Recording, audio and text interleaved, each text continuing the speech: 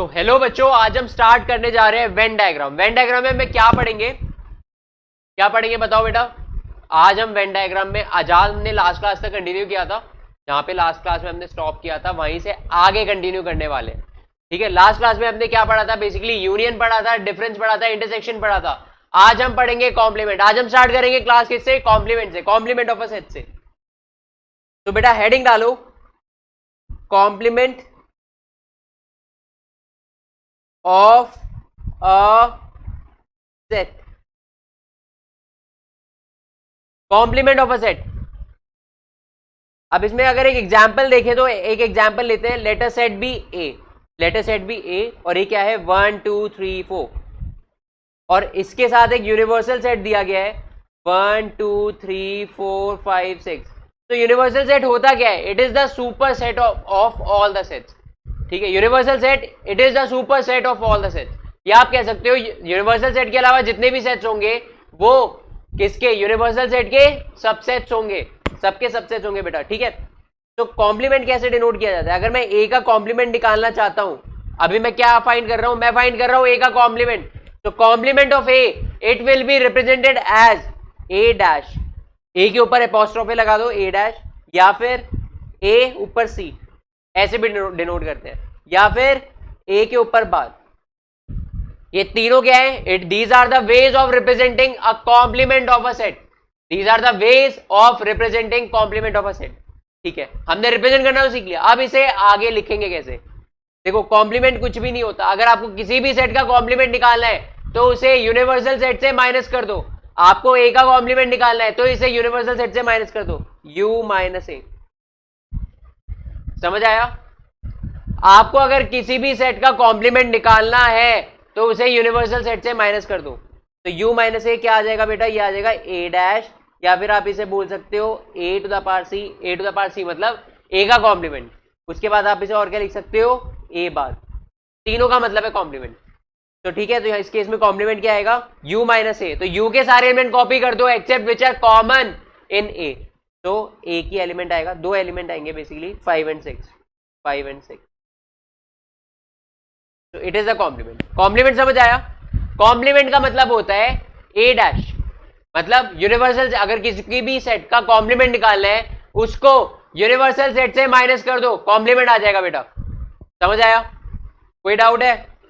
Okay, अब एक example है आपकी बुक में, ये एग्जाम्पल 20। ये देखते हैं क्या लिखा है इसके अंदर। Let you equals, universal set दिया है 1 2 3 4 5 6 7 8 9 10, एक यूनिवर्सल सेट है। उसके बाद ए क्या दिया है बेटा? ए दिया है 1 3 5 7 एंड 9। अब आपको क्या निकालना है? आपको निकालना है ए डैश। ए डैश निकालना है बेटा आपको। तो आप क्या करोगे निकालने के लिए? You minus A, universal set minus A equals A dash. तो इसमें आप क्या क्या एलिमेंट्स लिखोगे? यू के सारे एलिमेंट आएंगे except which are not in A, except those which are not in A. So 1 आ रहा है ए में? हाँ आ रहा है। नहीं आएगा इसका मतलब। 2 आ रहा है? नहीं। 3 भी आ रहा है, 4 नहीं आ रहा, 5 भी आ रहा है, 6 नहीं आ रहा, 7 भी आ रहा है, 8 नहीं आ रहा, 9 आ रहा है, 10 नहीं आ रहा। तो ये होगा ए डैश, या ए का कॉम्प्लीमेंट इसे बोलेंगे बेटा। ठीक है, कोई कंफ्यूजन? देखो एग्जाम्पल 21 क्या है। Let U be the universal set of all the students of class 11 of a coeducational school and A be the set of all girls. तो ए डैश क्या होगा? देखो यू है set of students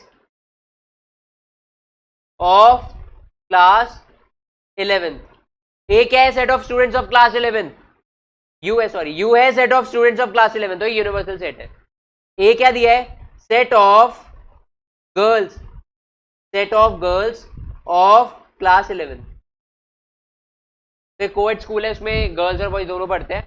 so you है set of students of class 11, ए है set of girls of class 11। तो A dash क्या होगा? ए डैश होगा यू माइनस ए, मतलब यू के सारे एलिमेंट्स एक्सेप्ट ए को छोड़ के। ठीक है, तो इसका मतलब क्या आएगा? ए डैश क्या आएगा बताओ बेटा चैट बॉक्स में। यस बेटा, it is the set of boys. जितने भी बॉयज होंगे क्लास 11 में उनका सेट ही होगा बेसिकली। ये जितने भी बॉयज होंगे उनका ही सेट होगा। तो u minus A equals A dash, it is the set of boys in the class. ठीक है, कोई कंफ्यूजन, डाउट, क्वेरी नहीं है यहां तक? ओके ओके,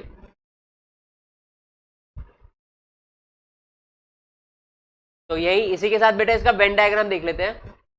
तो मैंने आपको क्या बताया था, अगर मैं एक सेट लिखता हूँ, मान लो ये वाला सेट है, यहीं पे बना देता हूँ मैं इसका वेन डायग्राम बना देता हूँ। ये सेट है, ये बना दिया मैंने एक रेक्टेंगल, ठीक है। ये कैसे रिप्रेजेंट कर रहा होगा, ये रिप्रेजेंट कर रहा होगा यूनिवर्सल सेट को। तो मैं ये वाला जो एग्जांपल मैंने लिया है इसका ही मैं वेन डायग्राम बना रहा हूँ बेटा। सो पहले यूनिवर्सल सेट मैंने बना दिया 1 2 3 4 5 6, उसके बाद मुझे सेट ए बनाना है। ए बनाने के लिए अंदर एक सर्कल बनाऊंगा, आ गया सर्कल, आ गया। अब बताओ मुझे ए डैश क्या रिप्रेजेंट कर रहा होगा, कौन सा वाला रीजन ए डैश होगा, उसे शेड करना है। मैं हाईलाइटर ले लेता हूँ, ये रहा हाईलाइटर। तो मुझे ग्रीन कलर का हाईलाइटर है, तो मुझे इसे शेड करना है कि कौन सा रीजन होगा। तो बेटा ए डैश रिप्रेजेंट कर रहा है ये वाला रीजन, ये वाला रीजन पूरा, ये बाहर वाला। ए को छोड़ के यू का सारा रीजन एक्सेप्ट ए, जो ए आ रहा है ना उसे छोड़ के सारा। ऐसा क्यों हो रहा है?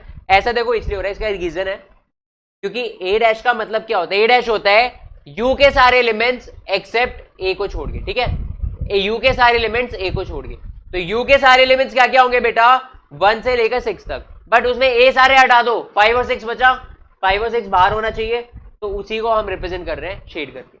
तो जब भी आपको एक यूनिवर्सल सेट दिया हो और एक और सेट दे दिया हो, दैट इज ए, और आपसे पूछ ले कि ए डैश फाइंड करो, तो ए डैश का रीजन क्या होता है बेटा, ये वाला रीजन होता है, बाहर वाला। ए डैश होता है बाहर वाला रीजन।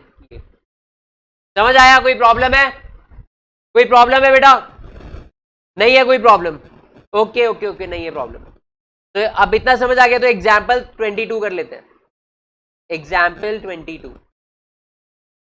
तो इसमें क्या लिखा है, इसमें लिखा है u equals 1 2 3 4 5 6, okay. a equals 2 3, b equals 3 4 5। आपको फाइंड करना है, find a dash b dash, a dash intersection b dash and a union b, ठीक है। आपको अभी ये फाइंड करना है। उसके बाद आपको क्या करना है, शो दैट, एंड आपको उसके बाद शो करना है, show that a union b का intersection equals a intersection a dash intersection, basically a union b का डैश है, a यूनियन b का कॉम्प्लीमेंट इक्वल्स a डैश, या फिर a को बोलते हैं a complement intersection b dash. ये फाइंड करना है आपको। तो पहले तो इन्हें को फाइंड करते हैं, इन चीजों को फाइंड करते हैं पहले। तो सबसे पहले हम ए डैश निकालेंगे। ए डैश क्या होता है, universal set minus A, U minus A. तो आप इसे फाइंड करोगे तो यू में से ए के सारे एलिमेंट्स हटा दो, वही आ जाएगा you minus A, that is A dash, या ए का कॉम्प्लीमेंट। तो आ जाएगा 1 4 5 6। नेक्स्ट आपको निकालना है बी डैश। बी डैश के लिए आप क्या करोगे, यू माइनस बी, तो यू के सारे एलिमेंट्स एक्सेप्ट बी के छोड़ के, तो इसका मतलब 1 2 3 4 5 नहीं आएगा, 6। उसके बाद ए डैश इंटरसेक्शन बी डैश, तो ये क्या आएगा बेटा, ए डैश इंटरसेक्शन बी डैश। तो ए डैश हम ऑलरेडी निकाल चुके हैं, बी डैश ऑलरेडी निकाल चुके हैं, इन दोनों का इंटरसेक्शन कर दो। इंटरसेक्शन मतलब दोनों में जो कॉमन आ रहा है, दोनों में कॉमन क्या आ रहा है बेटा, दोनों में कॉमन आ रहा है 6, और कुछ कॉमन आ रहा है, यस 1 कॉमन आ रहा है, तो 1 एंड 6, इसका आंसर है 1 एंड 6। कोई कंफ्यूजन है यहां तक? नेक्स्ट हमें फाइंड करना है A union B, A union B find करना है, इसका डैश भी फाइंड करना है। इसमें ए यूनियन बी डैश होना चाहिए था, तो आपको ए यूनियन बी डैश भी फाइंड करना है इसमें, ठीक है। तो पहले ए यूनियन बी निकाल लो। ए यूनियन बी निकालने के लिए हमें ए और बी को कंबाइन करना होगा, ये रहा ए, ये रहा बी, तो आप दोनों को कंबाइन करके लिख दो। क्या आएगा, 2 आएगा, 3 आएगा, 4 आएगा, 5। कोई भी एलिमेंट रिपीट नहीं करना बेटा, अब इसका डैश लेना है, डैश मतलब कॉम्प्लीमेंट लेना है। तो अब ये जो ए यूनियन बी आया है, इसे यू से माइनस कर दो, वही आ जाएगा ए यूनियन बी का डैश, या फिर उसे कॉम्प्लीमेंट कहते हैं। तो 1 से लेकर 6 तक है यू, तो क्या क्या आएगा इसमें, देखो 1 आएगा, 2 3 4 5 तक नहीं है, 6 आएगा। आ गया ए यूनियन बी डैश आ गया। सो आपने यहां से क्या प्रूव कर दिया, देखो आपने एक चीज नोटिस की, A union B dash is equal to A dash intersection B dash. तो आपने बेसिकली क्वेश्चन के through De Morgan's law prove कर दिया। डी मॉर्गन्स लॉ भी आगे पढ़ाऊंगा मैं, बाकी इसको डी मॉर्गन लॉ कहते हैं क्या, ए यूनियन बी का dash equals A dash intersection B dash. ये मैंने ऑलरेडी, ये आपको फाइंड ही करना था, बेसिकली शो करना था, हमने शो भी कर दिया, ये हमने शो भी कर दिया, ठीक है। अगर आपको इतना समझ आ गया तो अब मैं आपको डी मॉर्गन्स लॉ बता देता हूं, काफी इंपॉर्टेंट है, बहुत इंपॉर्टेंट टॉपिक है, स्टार लगा लेना यहाँ पे। तो डी मॉर्गन्स लॉ, देखो डी मॉर्गन्स लॉ, दो लॉज होते हैं। फर्स्ट लॉ क्या होता है, फर्स्ट लॉ कहता है ए यूनियन बी का कॉम्प्लीमेंट अगर मैं निकालता हूं, ए यूनियन बी का कॉम्प्लीमेंट निकालता हूं, ये किसके इक्वल होता है, ये होता है ए के कॉम्प्लीमेंट के और बी के कॉम्प्लीमेंट के, और बीच में यूनियन की जगह पर आ जाता है इंटरसेक्शन, ठीक है।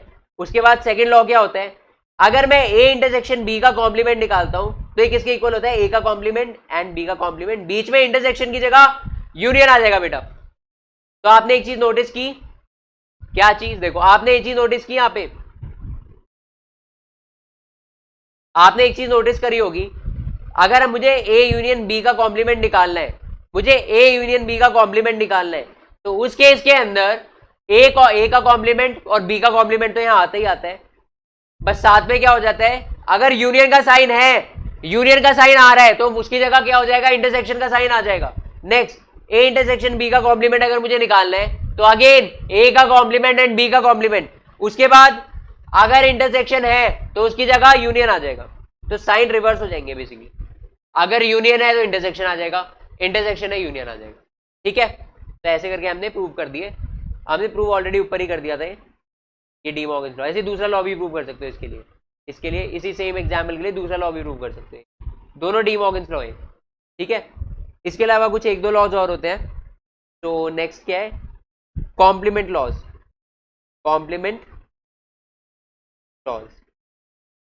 तो कॉम्प्लीमेंट लॉज क्या होते हैं, फर्स्ट पार्ट, अगर मैं ए का यूनियन लेता हूं ए डैश के साथ, ए डैश क्या है, ए का कॉम्प्लीमेंट ही है, अगर इन दोनों का यूनियन लेता हूं तो इसे मैं वेन डायग्राम के थ्रू आपको बताता हूं, यह है इसका वेन डायग्राम, यह है यूनिवर्सल सेट, यह है सेट ए, ठीक है। अब देखो ग्रीन वाला जो शेड कर रहा हूं मैं, ग्रीन वाला पार्ट शेड कर रहा हूं, रिप्रेजेंट कर रहा है किसको, ए को, ग्रीन वाला रीजन रिप्रेजेंट कर रहा है ए को। उसके बाद ये रेड वाला रीजन, ये पिंक वाला रीजन, ये रिप्रेजेंट कर रहा है ए डैश को, पिंक रिप्रेजेंट कर रहा है ए डैश को, बेटा हो गया, पिंक रिप्रेजेंट कर रहा है ए डैश को। तो अब मुझे एक बात बताओ, अगर मैं ए को मतलब ग्रीन रीजन को और पिंक वाले रीजन को दोनों को कंबाइन कर दूं, यूनियन ले लूं दोनों का, तो क्या आना चाहिए, क्या आना चाहिए बताओ, ऑब्वियसली यूनिवर्सल सेट आना चाहिए। तो इसका मतलब ए का यूनियन लेता हूं मैं ए डैश के साथ तो एक यूनिवर्सल सेट आता है।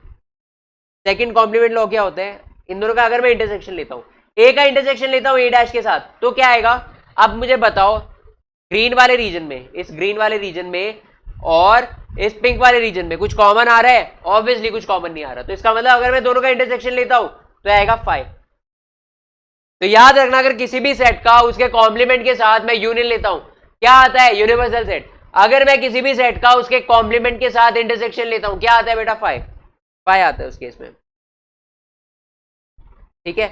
नेक्स्ट है law of double complementation, law of double complementation. देखो अब डबल कॉम्प्लीमेंटेशन अगर आप कर रहे हो, मान लो आपके पास ए ऑलरेडी एक सेट है, उसका कॉम्प्लीमेंट कर दिया, अब उसका दोबारा कॉम्प्लीमेंट आपने कर दिया, तो ये किसी के इक्वल ही होगा, ए के इक्वल ही आ जाएगा। कैसे, देखो इसी वाले एग्जांपल में देखो, ये यूनिवर्सल सेट है, मैं शेड कर देता हूँ, हाँ मैं लेजर के थ्रू बता रहा हूँ। देखो ये वाला यूनिवर्सल सेट है, उसके बाद ये जो ग्रीन वाला पार्ट है ये है ये कौन सा है, सेट ए है, ये सेट ए है, ओके, यहाँ तो कोई डाउट है। उसके बाद जो पिंक वाला पार्ट है ये क्या है, ये ए डैश है। तो पहले मैंने क्या किया, पहले ए डैश कर दिया, मतलब ये वाला पिंक वाला रीजन आ गया। उसके बाद मैंने ए डैश का भी ए डैश कर दिया। ए डैश का ए डैश करने का मतलब क्या है, ए डैश का भी डैश करने का मतलब क्या है, ये जो पिंक रीजन है इसको मैंने यू से सबट्रैक्ट कर दिया, तो पिंक वाला रीजन हट गया, क्या बचा अगेन, ये ग्रीन वाला रीजन आ गया, ग्रीन वाला रीजन आ गया, क्या बताइए बेटा, ऑब्वियसली ग्रीन वाला रीजन आ गया। कैसे मैं बोल सकता हूं, देखो अगेन दोबारा सुनो, ये यूनिवर्सल सेट है, मेरे पास ऑलरेडी यूनिवर्सल सेट गिवन है, और मुझे एक सेट दे दिया ए जो कि ग्रीन रीजन रिप्रेजेंट कर रहा है, ठीक है। और नेक्स्ट है ये पिंक वाला रीजन, ये क्या रिप्रेजेंट कर रहा है, ए डैश को, ए के कॉम्प्लीमेंट को, ठीक है। तो मैंने क्या किया, सबसे पहले ए का कॉम्प्लीमेंट ले लिया, ए डैश कर दिया, मतलब इतना पार्ट कर दिया। ए डैश अगर मैं करूंगा तो क्या आएगा, ये पिंक वाला रीजन आएगा, ऑब्वियसली पिंक वाला रीजन आएगा। उसके बाद मैं ए डैश का भी डैश कर दूंगा, अगर मैं ए डैश का भी डैश कर दूंगा तो क्या आना चाहिए बेटा, तो ये जो पिंक वाला रीजन है ये दोबारा यू से सब्ट्रैक्ट हो जाएगा, तो क्या बचेगा, ग्रीन रीजन बचेगा। तो इसका मतलब अगर किसी भी सेट का मैं कॉम्प्लीमेंट करूं, उसका दोबारा कॉम्प्लीमेंट कर दूं, डैश का भी डैश कर दूं, तो क्या आएगा बेटा, ए आएगा। ये इसी प्रॉपर्टी को कहते हैं लॉ ऑफ डबल कॉम्प्लीमेंटेशन। यहां तक कोई कंफ्यूजन नहीं होना चाहिए। ओके, अब लास्ट लॉ है laws of empty and universal sets. Law of empty and universal sets, law of empty and universal sets.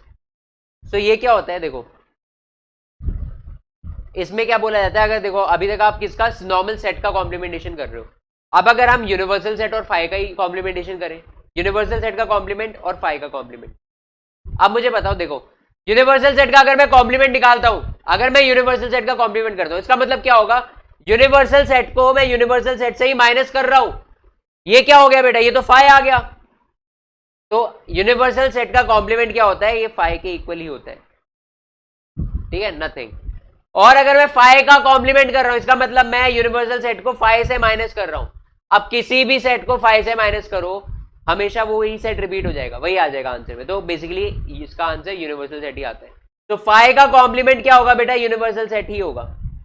अब मैं कई जगह यूनिवर्सल सेट को ऐसे लिख देता हूं, कई जगह ऐसे, तो उसमें कंफ्यूज मत होना, ठीक है, समझ आ गया। सो यूनिवर्सल सेट का कॉम्प्लीमेंट होता है फाई, फाई का कॉम्प्लीमेंट होता है यूनिवर्सल सेट। यहां तक क्लियर है, थम्स अप दिखा दो। Okay okay, no problem. अब क्या करते हैं बेटा, एक बार रिवाइज कर लेते हैं सारे फॉर्मूला। फर्स्ट हमने क्या पढ़ा, डी मॉर्गन्स लॉ, ये सबसे ज्यादा इंपॉर्टेंट लॉ है। क्या कहता है लॉ, अगर ए यूनियन बी का कॉम्प्लीमेंट निकाल रहे हैं तो ये आता है A complement intersection B complement. याद करने का मेथड, कॉम्प्लीमेंट लगा दो ए और बी दोनों में, और अगर यूनियन है तो इंटरसेक्शन कर दो, इंटरसेक्शन है तो उसका यूनियन कर दो। सो ए यूनियन बी का कॉम्प्लीमेंट, ए का कॉम्प्लीमेंट इंटरसेक्शन बी का complement. Next A intersection B का कॉम्प्लीमेंट, ए का कॉम्प्लीमेंट यूनियन बी का कॉम्प्लीमेंट। नेक्स्ट कॉम्प्लीमेंट लॉस, अगर ए का यूनियन लूंगा ए डैश के साथ तो क्या आएगा बेटा, यूनिवर्सल सेट। नेक्स्ट ए का इंटरसेक्शन लूंगा ए डैश के साथ, क्या आएगा बेटा, phi. Law of double complementation, A का कॉम्प्लीमेंट लिया, उसका भी कॉम्प्लीमेंट किया, क्या आता है, फाई आता है, फाई आता है, ए आता है। ए का कॉम्प्लीमेंट किया, उसका भी दोबारा कॉम्प्लीमेंट कर दिया, तो ए आता है। Next laws of empty and universal set, देखो नल सेट को या फाई को एम्प्टी सेट भी बोलते हैं ना, तो इसलिए एम्प्टी सेट डिनोट किया उसे। सो अगर मैं यूनिवर्सल सेट का कॉम्प्लीमेंट लूंगा, क्या आता है बेटा, वो फाई आता है। फाई का कॉम्प्लीमेंट लूंगा, क्या आता है, वो यूनिवर्सल सेट आता है। तो अगेन हमने ये भी प्रूव कर दिया, ठीक है। तो इसी के साथ हमारी जो एक्सरसाइज 1.5 के लिए रिक्वायर्ड थियरी थी वो कंप्लीटली फिनिश हो चुकी है। अब हम एक्सरसाइज 1.5 के ऊपर मूव कर सकते हैं। तो बेटा जो भी बच्चे रिकॉर्डेड देख रहे हैं, लाइव भी देख रहे हैं, अपनी बुक्स निकालो और फर्स्ट क्वेश्चन से स्टार्ट करते हैं। एक्सरसाइज 1.5 का फर्स्ट क्वेश्चन क्या कह रहे हैं, लेट यू इक्वल्स, तो इसमें यूनिवर्सल सेट क्या दिया गया है, 1 2 3 4 5 6 7 8 9। ओके, ए क्या दिया गया बेटा, ए दिया गया है 1 2 3 4। उसके बाद बी क्या दिया गया है, बी दिया गया है 2 4 6 8। उसके बाद सी क्या दिया गया बेटा, सी दिया गया है 3 4 5 6। ठीक है, अब हमें क्या निकालना है, हमें निकालना है ए डैश, हमें निकालना है ए डैश। ए डैश निकालने के लिए क्या करेंगे बेटा, यूनिवर्सल सेट से ए को माइनस कर देंगे। ए डैश मतलब ए का कॉम्प्लीमेंट, कैसे निकालते थे, यू माइनस ए करके, रिमेंबर। तो आप क्या करोगे, यू माइनस ए, तो यू माइनस ए करोगे तो यू के सारे एलिमेंट कॉपी कर दो एक्सेप्ट ए के एलिमेंट छोड़, मतलब ए के एलिमेंट छोड़ के यू के सारे एलिमेंट कॉपी कर दो, है ना।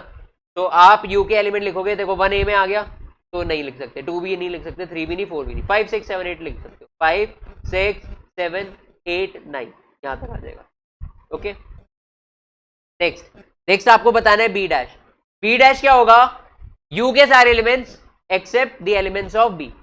तो 1 आ जाएगा, 2 नहीं आएगा, 3 आ जाएगा, 4 भी नहीं आएगा, 5 आ जाएगा, 6 भी नहीं आएगा, 7 आ जाएगा, 8 भी नहीं आएगा, 9 आ जाएगा। ठीक है, उसके बाद थर्ड क्या है, ए यूनियन सी डैश। अब ए यूनियन सी डैश निकालने के दो मेथड्स हैं हमारे पास। क्या है फर्स्ट मेथड, क्या है फर्स्ट मेथड, तो नॉर्मली पहले ए यूनियन सी निकालो, ए और सी का यूनियन निकालो। ए और सी का यूनियन करोगे तो क्या आएगा, 1 2 3 4 5 6 क्या आएगा।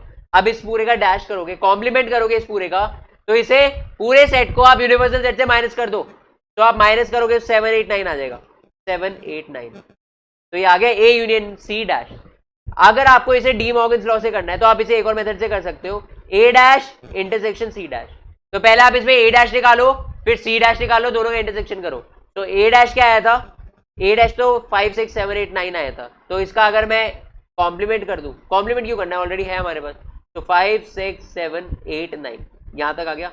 अब इसका इंटरसेक्शन हमें लेना है सी के साथ, सी डैश के साथ। सी क्या आया था, सी था 3 4 5 6, तो इसका कॉम्प्लीमेंट क्या होगा, यहां लिख दूं, सी डैश आएगा 1 2 3 4 5 6 तक तो हो गया कवर, 7 8 9 ये बचेगा, तो यहां लिख दो 1 2 7 8 9, ये है 1 2 7 8 9।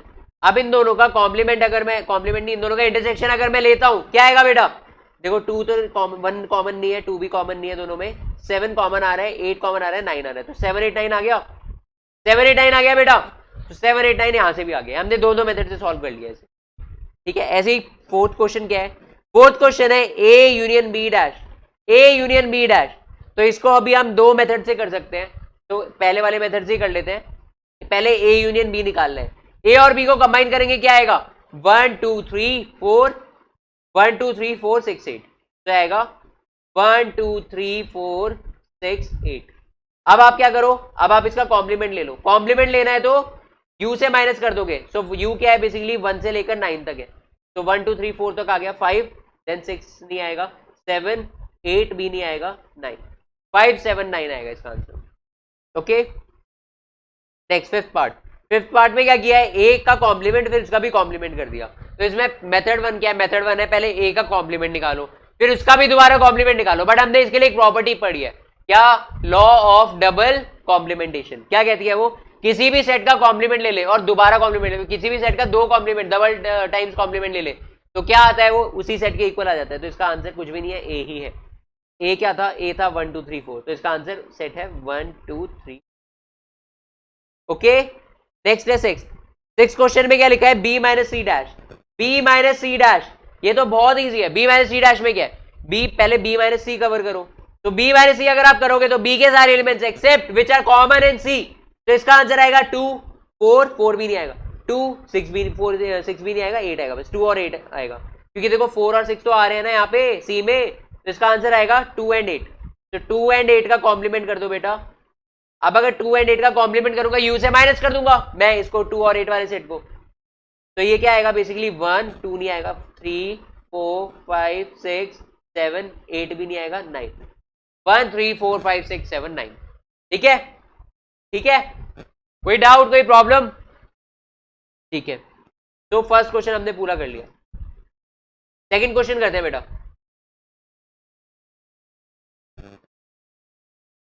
सेकंड क्वेश्चन, क्वेश्चन नंबर 2, इसमें यूनिवर्सल सेट क्या दिया है, इसमें दिया है A B C D E F G H,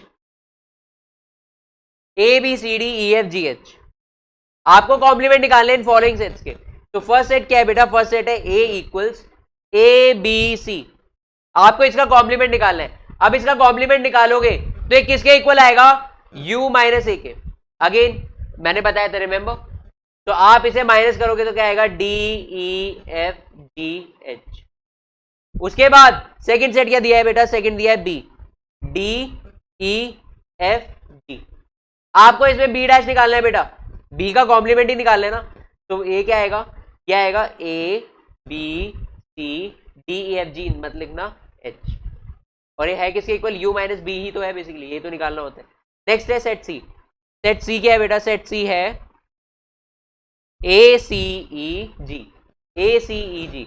अब सी का डैश निकालोगे, सी का कॉम्प्लीमेंट निकालोगे, क्या आएगा, बी सी आएगा नहीं, डी ई आएगा नहीं, एफ जी आएगा नहीं, एच भी है, हाँ एच भी आ जाएगा। तो बेसिकली इसके ये आंसर्स हैं, फर्स्ट का तो ये हो गया, सेकंड का ये, एंड थर्ड ये। अब लास्ट फोर्थ पार्ट में आपको क्या दिया है बेटा, डी दिया हुआ है आपको, एफ जी एच ए। तो आपको इसमें डी डैश निकालना है, डी डैश निकालने के लिए क्या करोगे, यू से माइनस करोगे डी को, सो ए आ जाएगा, बी आ जाएगा, ए ऑलरेडी दिया हुआ है, अच्छा लास्ट में दे दिया, ठीक है ठीक है, ए दिया हुआ है ऑलरेडी, तो इसमें बी आ जाएगा, सी डी डी भी आ जाएगा, ई भी आ जाएगा, एफ जी एच ऑलरेडी दिया हुआ है, ठीक है। तो बी सी डी ई, तो इसका आंसर क्या होगा, बी सी डी ई, ठीक है, ये इसका आंसर होगा। यहां तक कोई कंफ्यूजन है बेटा? ओके, अब करते हैं क्वेश्चन थर्ड।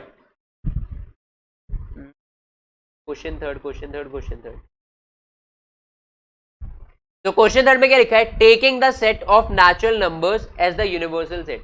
तो बेसिकली यूनिवर्सल सेट क्या दिया है इसमें, सेट ऑफ नेचुरल नंबर्स, मतलब 1 2 3 4 5 6 7 8 एंड सो ऑन, ये है सेट ऑफ नेचुरल नंबर्स। ये बेसिकली क्या दिया है हमें, यूनिवर्सल सेट दे दिया। Write down the complements of the following sets, तो आपको नीचे जो सेट्स दिए गए इनके कॉम्प्लीमेंट्स लिखने। तो पहला सेट क्या दिया है, x is such that x is an even natural number, x is an even natural number, okay, x is an even natural number। तो आप बताओ, आप पहले इसे रोस्टर फॉर्म में लिख लेते हैं। तो इवन नेचुरल नंबर्स क्या क्या होते हैं, इवन नेचुरल नंबर होते हैं, नेचुरल नंबर में 1 से स्टार्ट होने चाहिए, और इवन है तो 2 की टेबल में आने चाहिए, तो 2 4 6 8 and so on, 2 4 6 8 10 and so on. अब अगर इसका मैं कॉम्प्लीमेंट निकालना, जैसे ए से डिनोट कर देते हैं, इसका अगर मैं कॉम्प्लीमेंट निकालना चाहता हूं तो ए डैश क्या आएगा बेटा, ए का कॉम्प्लीमेंट आ जाएगा यू से माइनस करके सारे set of odd numbers, set of odd numbers, set of odd natural numbers. तो ये आएगा 1 3 5 7 9 11 एंड सो ऑन, ये है ए डैश। उसके बाद सेकेंड सेट क्या दिया है बेटा, बी। ये दिया गया है x is such that x is an odd natural number, odd natural number. और नेचुरल नंबर क्या क्या होता है बेटा, 1 3 5 7, जो 2 की टेबल में नहीं आते है ना, 2 के मल्टीपल्स नहीं होते। तो इसका कॉम्प्लीमेंट करेंगे, क्या क्या आएगा, सो set of set of set of set of set of even natural number, 2 4 6 8 10 and so on, ठीक है। उसके बाद थर्ड पार्ट, थर्ड में क्या लिखा है, सी, सी से डिनोट करते हैं इसे, x is such that x is a positive multiple of 3, positive multiple of 3। तो अगर ये पॉजिटिव मल्टीपल ऑफ 3 है तो इसे रोस्टर फॉर्म में लिखेंगे, क्या क्या आएगा, फर्स्ट पॉजिटिव मल्टीपल क्या आता है, फर्स्ट पॉजिटिव मल्टीपल होता है 3, है ना, फर्स्ट पॉजिटिव मल्टीपल ऑफ 3 होता है 3। उसके बाद सेकंड 6 9 12 15 एंड सो ऑन। अब आपको पता है, अगर मैं इसका कॉम्प्लीमेंट निकालना चाहता हूं, मुझे क्या करना होगा, इसे यूनिवर्सल सेट के साथ माइनस करना होगा, रिमेंबर। सो आप यूनिवर्सल सेट के साथ माइनस करोगे, क्या आएगा, 1 2 3 नहीं आएगा, 4 5, उसके बाद 6 भी नहीं आएगा, 7 8 एंड सो ऑन। और आपको इसे अगर रोस्टर फॉर्म में नहीं लिखना तो आप इसे सेट बिल्डर फॉर्म में भी लिख सकते हो। कैसे लिखोगे, x is such that x is a positive, या इसे ऐसे करके लिख लो, पॉजिटिव नॉन मल्टीपल ऑफ 3 लिख सकते हो, या फिर इसे आप ऐसे भी लिख सकते हो, x is not equal to 3n, मतलब वो 3n टाइप का नहीं। अगर वो मल्टीपल होता, अगर कोई भी नंबर 3 का मल्टीपल होता है तो वो 3n टाइप का होगा, उसमें n की वैल्यू चेंज हो सकती है, जैसे पॉजिटिव मल्टीपल ऑफ 3 की बात कर रहे हैं, तो इनमें सारे नंबर 3n टाइप के हैं। इसमें जो n है उसकी वैल्यू अलग अलग है, जैसे 1 है तो 3 हो गया, n की वैल्यू 2 ली है तो 6 हो गया, n की वैल्यू 3 ली है 9 हो गया, 4 ली है 12 हो गया, ऐसे करके चेंज हो रहा है, ठीक है। तो इसमें क्या होगा, ये 3n टाइप का नहीं होना चाहिए, मतलब 3 का मल्टीपल नहीं होना चाहिए, हम ये बोल रहे हैं टेक्निकली। एंड अब n की वैल्यू भी हमें स्पेसिफाई करनी पड़ेगी, क्योंकि यहाँ पे मिनिमम वैल्यू क्या है n की, मिनिमम वैल्यू क्या है n की, बताओ बताओ बताओ, 1 ही तो है ना, 1 ही तो है इसकी मिनिमम वैल्यू, तो आपको बताना है ग्रेटर देन इक्वल टू 1। तो 3n नहीं है वो, उसके अलावा कुछ भी हो सकता है। और 1 की n की वैल्यू क्या है, 1 से बड़े, उसमें x के बारे में भी लिख दो, यहाँ लिख दो and x is also greater than equal to 1, ठीक है। समझ आ गया, समझ आ गया, या कोई प्रॉब्लम है, ठीक है ठीक है ठीक है। इसे एक और मेथड से लिख सकते हो, एक और तरीका बता दो लिखने का ये, तो इसे कैसे लिख सकते हो, एक्स इज सच दैट, यहां लिख दो directly, x is a positive integer, positive integer लिखो या नेचुरल नंबर लिखो, एक ही बात है, positive integer, and x is not a multiple of 3, x is not a multiple of 3, ठीक है, clear, okay okay. Third part भी हो गया बेटा, फोर्थ पार्ट करते हैं। फोर्थ पार्ट में क्या लिखा है, x is such that x is a prime number. अब प्राइम नंबर है, तो जब ये प्राइम नंबर है तो आप इसका सेट बनाओगे, इसे डी से डिनोट करते हैं रोस्टर फॉर्म में। तो क्या आएगा, देखो पहला प्राइम नंबर क्या होता है, 2 होता है, 2 देन 3 देन 4 नहीं होता, 5 होता है, 7 फिर 8 नहीं होता, 9 नहीं होता, 10 नहीं होता, 11 होता है, देन 12 भी नहीं होता, 13 होता है एंड सो ऑन। तो ये सारे प्राइम नंबर्स होते हैं, ठीक है। अब ये सारे प्राइम नंबर्स हैं, ये सारे के सारे प्राइम नंबर्स हैं। सो आप प्राइम नंबर्स का कॉम्प्लीमेंट निकालना चाहते हो, प्राइम नंबर्स के सेट का कॉम्प्लीमेंट निकालना चाहते हो, तो आप इसमें क्या करोगे बेटा, इसे यूनिवर्सल सेट क्या दिया है इसमें, सेट ऑफ नेचुरल नंबर्स, ये है ना यूनिवर्सल सेट। तो ये आपको दिया गया है सेट ऑफ नेचुरल नंबर्स, तो इससे माइनस करना है। तो क्या क्या आएगा रोस्टर फॉर्म में, अगर आप लिखोगे तो ऐसे करके लिख दो 1, मतलब जो जो नॉन प्राइम नंबर्स हैं, तो 1 क्या है, 1 नीदर प्राइम है नॉर कॉम्पोजिट, वो तो आएगा लिस्ट में। उसके बाद 2 नहीं आएगा, 3 नहीं आएगा, 4 कॉम्पोजिट नंबर है, basically set of composite number आ गया ना, है ना, एक्सेप्ट 1। सो इसमें 2 4 आ गया। उसके बाद क्या आ गया, 6 आ गया, कि 5 भी प्राइम होता है, 1 4 6 फिर 7 नहीं है, 8 9 10 11 नहीं आएगा, 12 आएगा। ऐसे करके आप डॉट डॉट करके रोस्टर फॉर्म में लिख सकते हो। अगर आप इसे सेट बिल्डर फॉर्म में लिखना चाहते हो, कैसे लिखोगे, x is such that x is a composite number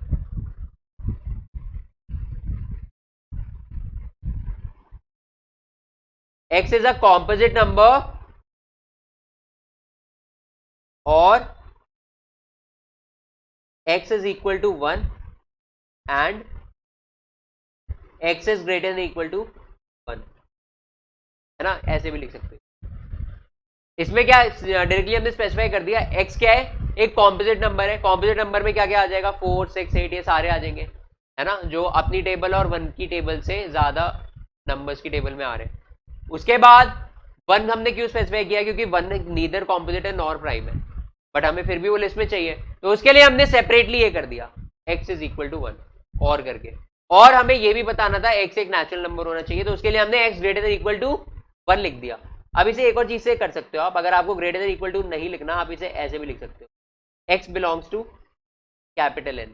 अब सबको पता है कैपिटल N क्या होता है, capital N set of natural numbers होता है, तो x क्या है, एक नेचुरल नंबर है, यहां से ये भी स्पेसिफाई हो जाएगा, ठीक है। कोई प्रॉब्लम है यहां तक, ठीक है, तो हमने ये भी कर लिया।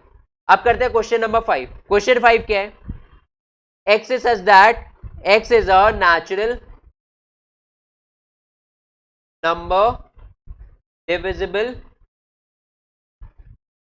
by 3 and 5। x is a natural number divisible by 3 and 5। तो अब मुझे एक बात बताओ, मैं यहाँ पे थोड़ा सा लैंग्वेज के साथ खेलता हूँ। देखो लैंग्वेज में क्या है, x is a natural number divisible by 3 and 5 लिखा है, इसमें लिखा है 3 and 5, ठीक है। अगर इसमें एंड की जगह और लिखा होता, देखो इसमें 3 and 5 लिखा है, मतलब 3 से भी डिविजिबल होना चाहिए और 5 से भी डिविजिबल होना चाहिए। तो इसमें ऐसे नंबर्स पूछ रहा है जो 3 से भी डिविजिबल है एंड 5 से भी डिविजिबल है, दोनों से होने चाहिए सेम टाइम पे। तो ऐसे नंबर क्या है, कई बच्चे बोलेंगे 3 9 15 और क्या 25, ये सारे वो नंबर्स हैं। ऐसा बिल्कुल भी नहीं है, बिल्कुल गलत। ऐसा क्यों नहीं है, देखो ये 3 जो है ये ओनली 3 से डिविजिबल है, 5 से भी तो नहीं है। 9 ओनली 3 से डिविजिबल है, 5 से नहीं है। 25 ओनली 5 से डिविजिबल है, 3 से नहीं है। टी की टेबल में क्या आता है, कहाँ पे आता है, 24 आता है, 25 थोड़ी आता है। बट ये जो 15 है ये 3 से भी डिविजिबल है, 5 से भी डिविजिबल है, तो ये लिस्ट में आएगा, है ना, ऐसे नंबर लिस्ट में आएंगे। तो बेसिकली आपको क्या करना है, जब भी आपसे कोई बोल दे, 2 नंबर बोल दे, उससे ज्यादा बोल दे और सब में एंड लगा दे कि दोनों से क्या होने चाहिए, दोनों से डिविजिबल होने चाहिए। एंड अगर लगा हुआ है तो मतलब दोनों से डिविजिबल होने चाहिए, 3 से भी 5 से भी। तो ऐसे कौन से नंबर होंगे, ऐसे वो नंबर होंगे जो 3 और 5 के एलसीएम्स होंगे, है ना, 3 और 5 के एलसीएम होंगे, उसके मल्टीपल होंगे। तो 3 और 5 का एलसीएम क्या होता है, बताओ कैसे निकालते हैं, ऐसे करके निकालते हैं 3 5, पहले 3 है 1 5, उसके बाद अब इन दोनों को इंटू कर दो, इन दोनों का एलसीएम आएगा 15, 3 और 5 का एलसीएम आएगा 15। तो इसका 15 आ गया, तो पहला नंबर तो 15 ही हो जाएगा, ठीक है। नेचुरल नंबर भी हो रहा है, अगर 0 होता 0 भी चल जाता है, क्योंकि 0 भी सारे नंबर से डिविजिबल होता है, तो 3 और 5 से तो ऑब्वियसली होगा, बट इसमें पहले स्पेसिफाई कर दिया नेचुरल नंबर होना चाहिए, तो हम 0 नहीं ले सकते, 1 से स्टार्ट होना चाहिए। इसलिए हमने पहला नंबर क्या लिया बेटा, पहला नंबर हमने लिया, ये अगर ई है तो पहला नंबर लिया है 15। अब नेक्स्ट नंबर क्या आएंगे, वो 15 के ही मल्टीपल्स होंगे, है ना, 15 के ही मल्टीपल्स होंगे। तो 15 1 जा 15, 15 2 जा 30, 15 3 जा 45, 15 4 times 60, 5 times 75, 90, 105 and so on. 15 की टेबल लिख दो।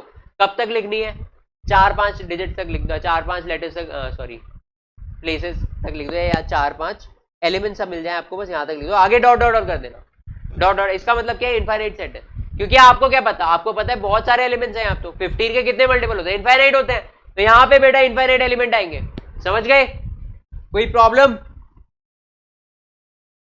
कोई प्रॉब्लम नहीं होनी चाहिए बेटा इसमें, ठीक है, सही होता। अब अगर मान लो यहाँ पे एंड की जगह और लिखा होता तो कैसे इसे सॉल्व करते। तो यहाँ पे अगर और लिखा होता तो क्वेश्चन चेंज हो जाता, कंप्लीटली चेंज हो जाता, ठीक है। मैं यहाँ पे और लिख के आपको बताता हूँ। पहले चलो यहाँ पे एंड ही लिखे रहते हो, बुक में एंड वाला ही दिया है केस, मैं आपको और वाला केस अलग से बताता हूँ। देखो ये फर्स्ट क्वेश्चन है, सेकंड। मान लो ये क्वेश्चन होता, x is such that x is a natural number divisible by 3 और 5। x क्या एक नेचुरल नंबर है, डिविजिबल बाय 3 और 5, 3 और 5 से डिविजिबल होना चाहिए। तो आप इसमें बताओ और एंड से क्या क्या चेंज आएगा। देखो एंड का मतलब था 3 से भी होना चाहिए, 5 से भी होना चाहिए। अब और वाले केस में या तो 3 से हो, या तो 5 से हो, या दोनों से भी हो सकता है, कोई प्रॉब्लम नहीं है। तो इसमें क्या क्या नंबर आ सकते हैं, देखो पहले तो सारे 3 के मल्टीपल देख लो। 3 के मल्टीपल्स क्या क्या होते हैं, 3, 6, 9 और 12, 15, 18, 21 एंड सो ऑन, ठीक है। ये 3 के मल्टीपल्स हैं, तो ये सारे तो आएंगे लिस्ट में, क्योंकि ओनली 3 से डिवाइड हो रहा है। फिर ओनली 5 से कौन कौन हो रहा है, 5, 10, 15, 20, 25, 30 एंड सो ऑन, ठीक है। अब इसमें आपने एक दो नंबर ऐसे भी ऑब्जर्व किए होंगे जो 3 से भी हो रहे हैं और 5 से भी हो रहे हैं, दोनों से हो रहे हैं। जैसे ये वाला नंबर 15 दोनों में कॉमन आ रहा है। तो आप इसमें क्या करो, आपको अगर 3 और 5 ये लिखा होता, 3 और 5 वाला केस होता, तो आप इसमें कैसे बनाते, इसे डी से ही डिनोट कर देते हैं, डी से नहीं ई से, इसको ई से डिनोट कर देते हैं। तो आप इसे कैसे बनाओगे, पहले 3 के सारे लिख दो, 3 के सारे लिख दो और 5 के भी सारे लिख दो, और जो 3 और 5 दोनों से हो रहे हैं वो 2 बार आ जाएंगे, है ना। क्योंकि देखो इसमें 3 और 5 लिखोगे तो एक एक बार आएगा, 3 देन 5, फिर 6 और 10 लिखोगे, ये भी एक एक बार आएगा, 6 एंड 10। उसके बाद 9 और 15 लिखोगे, चलो ये भी 9 और 15 हो गया, बट इसके बाद दोबारा ये लिखोगे ना 15, है ना, पहले 12 आना चाहिए। चलो पहले 9 और 12 कर देते हैं, 10 हो गया, उसके बाद 9 और 12 एक ऑर्डर में लिख लेते हैं, कोई प्रॉब्लम नहीं है ना। 9, 10 और 12 कर देते हैं, वेट, 9, 10 और 12। उसके बाद आता है 15। अब 15 2 बार आ रहा है, तो आप इसे एक बार ही लिखो, क्योंकि सेट की प्रॉपर्टी होती है एक एलिमेंट एक बार ही आता है। उसके बाद 18 20 करके लिख दो, 18 20 एंड ऐसे करके डॉट डॉट डॉट कर दो, ठीक है। ये हो गया रोस्टर फॉर्म। बट इन टाइप के प्रॉब्लम्स को अगर आप इसमें लिखोगे ना सेट बिल्डर फॉर्म में, तो ज्यादा अच्छे से एक्सप्लेन कर सकते हो। तो अगर इसे सेट बिल्डर फॉर्म में आपको लिखना है तो कैसे लिखोगे सेट बिल्डर फॉर्म में, मैं दोनों को लिखवाता हूँ। पहले तो ये वाला भी लिखवाते हैं, एंड वाला भी लिखवाते हैं, और वाले, अभी और वाला केस कर रहे हैं। सो और वाले केस में आप कैसे लिखोगे, ये आएगा यहाँ पे, x is such that x is a multiple of 3 और 5, बस ये हो गया। और इसे थोड़ा टेक्निकल लैंग्वेज में लिखना है तो यहां पे लिखोगे x is such that x is a, या मल्टीपल ऑफ 5, 3 और 5 की जगह इसे डायरेक्टली ऐसे कर दो, x इक्वल्स 3n और x इक्वल्स 5n, और यहाँ पे आप लिख दो, यहाँ कॉमा लगा के लिख दो, या फिर एंड करके लिख दो, आपकी चॉइस है। फिर आगे n belongs to capital N, मतलब नेचुरल नंबर्स के सेट से बिलोंग कर रहे हैं। 1 हो सकती है n की वैल्यू, 1 होगी तो क्या आ जाएगा, 3n आ जाएगा, और इसमें इसके इस वाले केस में 1 होगी तो 5 आ जाएगा। तो 3 और 5 दो एलिमेंट बन गए ये वाले। उसके बाद दो रखोगे तो ये 6 आ जाएगा और ये 10 आ जाएगा, 6 और 10 मिल गए। उसके बाद 3 रखोगे तो क्या आ जाएगा, ये 9 आ जाएगा, ये 15 आ जाएगा, 9 और 15 ये भी मिल गए। 4 रखोगे 12 आ जाएगा, देन 18 आ जाएगा। तो ये एक एक बार ही आएगा, वो अपने आप प्रॉपर्टी अंडरस्टूड होती है, एक एलिमेंट एक बार ही आता है सेट के अंदर, ठीक है। तो आप ऐसे भी लिख सकते हो। अब अगर एंड वाला केस होता, एंड वाला केस कैसे लिखते हैं, एंड वाले केस में कुछ नहीं करना होता, x is such that x is a multiple of 3 and 5। अब इसमें एलिमेंट्स क्या क्या आते हैं, इसमें आते हैं 15, 30, 45, 60 ऐसे करके। इसे और टेक्निकल लैंग्वेज में लिखना है ऐसे लिखते हैं, इसको आप डायरेक्टली ऐसे लिख सकते हैं। आपको पता है 15 के मल्टीपल सारे तो 3 यहाँ x, सॉरी 15x, और यहाँ पे x belongs to capital N। Capital N मतलब n की वैल्यू, ये x की वैल्यू 1 हो सकती है, 1 होता 15, 2 होता तो 30, 3 होता तो 45, 4 होता तो 60, 5 होता तो 75 एंड सो ऑन, ऐसे करके होता जाता। ठीक है, कोई डाउट है यहां तक? ओके, ये कौन सा प्रॉब्लम किया था हमने, ये था पार्ट 5 था। अब करते हैं पार्ट 6। पार्ट 6 करते हैं बेटा। x is such that x is a perfect square। x is such that x is a perfect square। तो आप अगर इसे कर रहे हो, तो आप इसमें क्या क्या करोगे, परफेक्ट स्क्वायर्स क्या क्या होते हैं, पहले तो मैं परफेक्ट स्क्वायर्स बता दो क्या क्या होते हैं। ओके, चैट बॉक्स में बताओ परफेक्ट स्क्वायर क्या क्या होते हैं। बेटा देखो, परफेक्ट स्क्वायर होते हैं, हाँ एग्जैक्टली, कोई भी एक नेचुरल नंबर ले लो या कोई भी नंबर ले लो, इसमें जरूरी नेचुरल नंबर ही हो, 0 भी हो सकता है, 1 भी हो सकता है, -1 भी हो सकता है, -2 भी हो सकता है, उनको उससे ही दोबारा इंटू कर दो। जैसे मैं 3 का परफेक्ट स्क्वायर निकालना चाहता हूँ तो 3 को 3 से ही दोबारा इंटू कर दो, या डायरेक्टली क्या कह सकते हैं 3 का स्क्वायर कर दो, क्या आता है 9। ऐसे ही -3 है, इसका स्क्वायर करोगे ये भी 9 आएगा।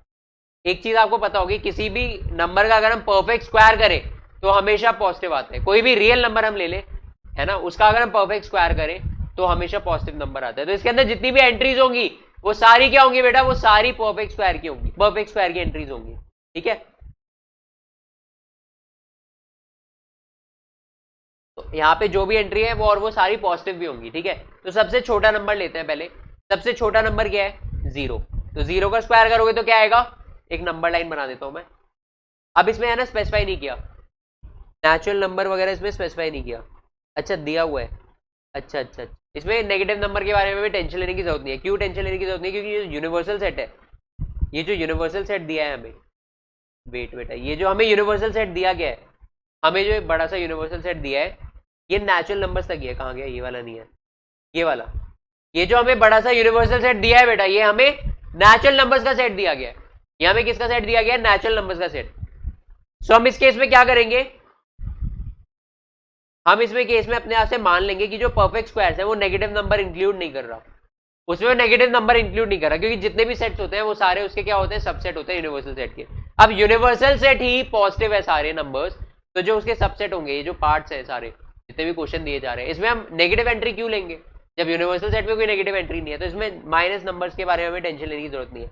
हम नंबर्स कहां से लेंगे, 1 से लेंगे, हम नंबर्स लेंगे 1 से। तो 1 से लो बेटा, 1 का स्क्वायर, देन 2 का स्क्वायर, 3 का स्क्वायर, 4 का स्क्वायर, 5 का स्क्वायर एंड सो ऑन। और इसे स्पेसिफाई करके लिखना चाहते हो तो 1, 4, 9, 16, 25, 36 एंड सो ऑन, ऐसे करके हो। ठीक है, समझ आए यहां तक? ओके, एक बार के कॉम्प्लीमेंट भी ले लेते हैं। देखो इसमें बेसिकली कॉम्प्लीमेंट ही पूछा था ना, तो पार्ट 5 देखो, पार्ट 5 में क्या था, आपको बताना था एक सेट दिया हुआ है, इसका कॉम्प्लीमेंट निकालना है।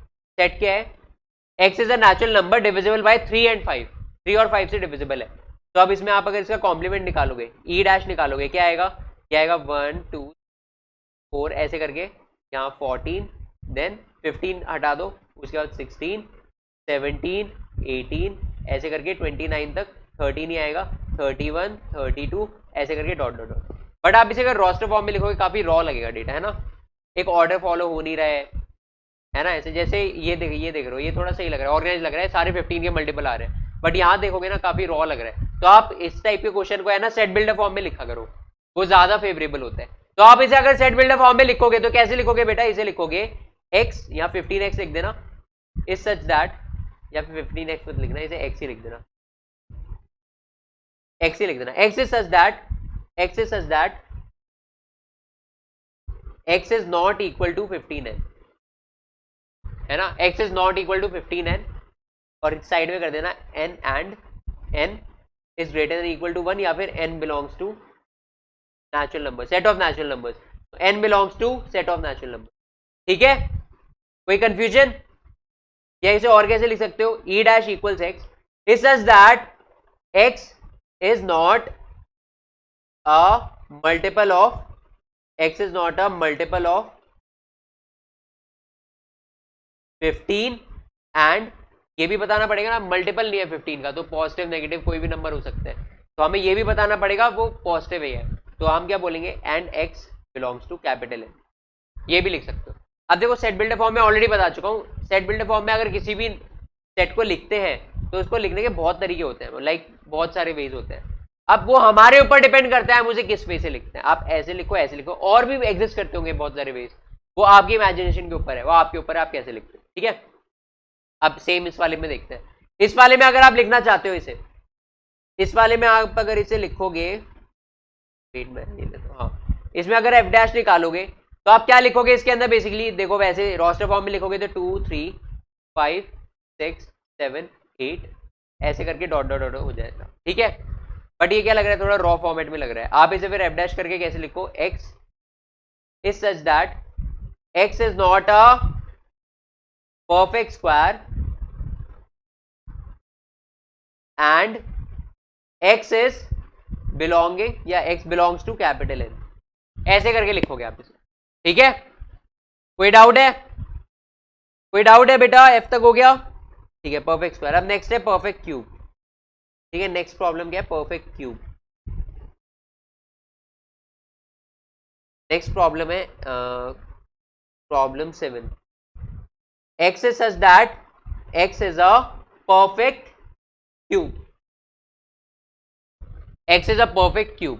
तो अगर ये परफेक्ट क्यूब है,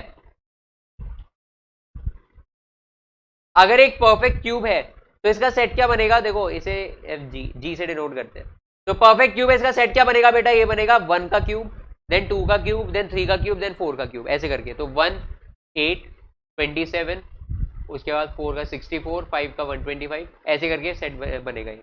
1 8, 1 का क्यूब 1 होता है, 2 का क्यूब 8 होता है, 3 का क्यूब 27 होता है, 4 का क्यूब 64 होता है, 5 का क्यूब 125 होता है, ऐसे करके एंड सो ऑन।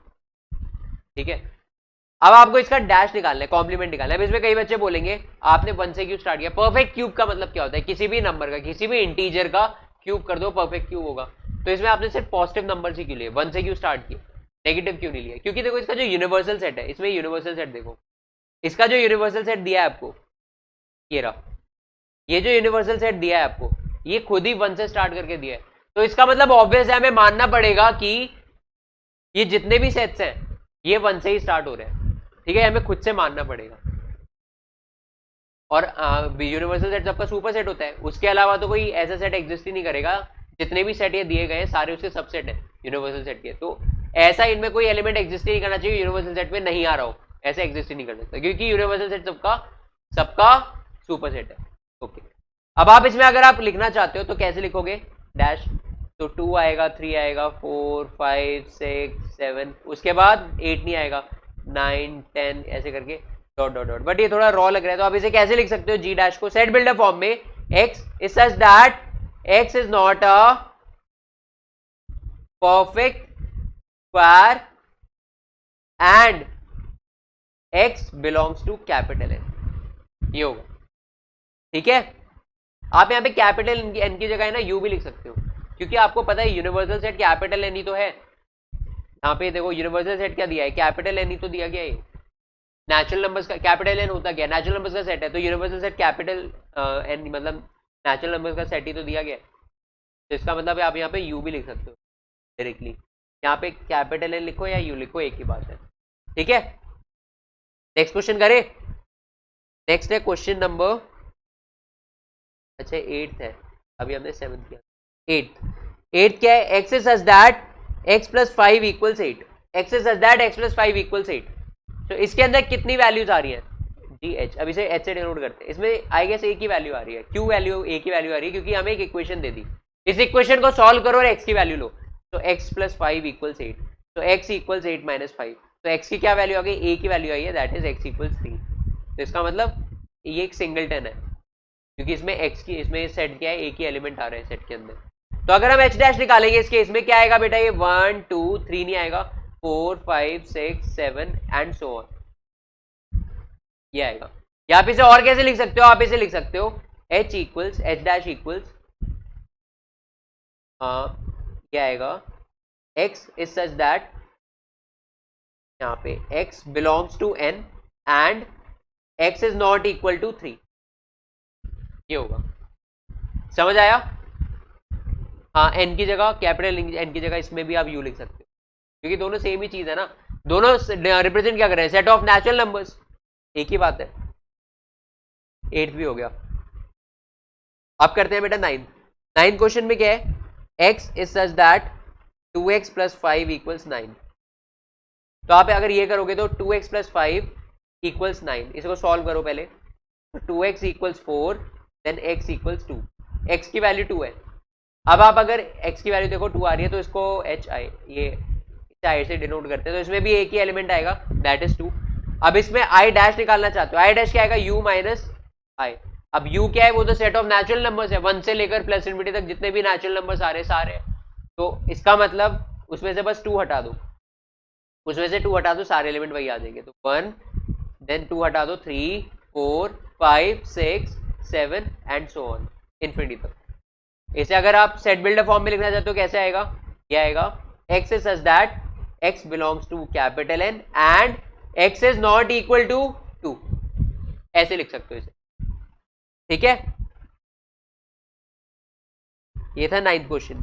अब है 10th क्वेश्चन। 10th क्वेश्चन में क्या लिखा है, 10th क्वेश्चन में लिखा है x is such that x is greater than equal to 7।